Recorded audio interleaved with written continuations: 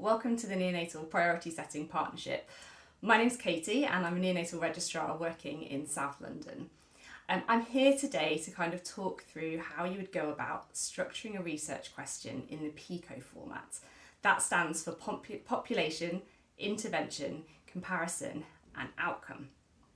Questions structured in this PICO format are ideally placed to be answered in large randomised controlled trials, which is why we'd like people to try and use this format for this project going forwards. So, when thinking of my question, I was reflecting on how, as a trainee rotating between lots of different hospitals, you sometimes get quite frustrated with differences in practice.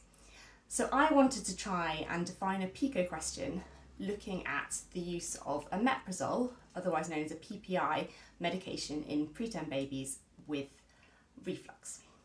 So, for my population, I would identify babies under 32 weeks gestation that are showing signs and symptoms of reflux.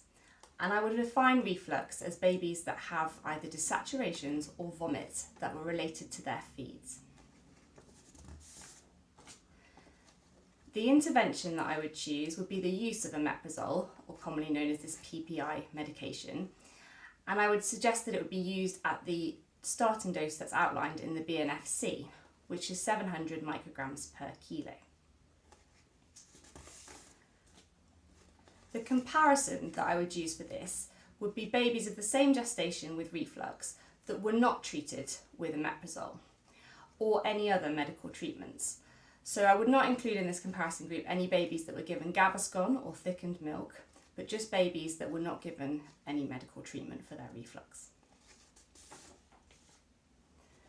The outcomes I would measure and be specifically interested in would be selected from the core outcomes in neonatology project.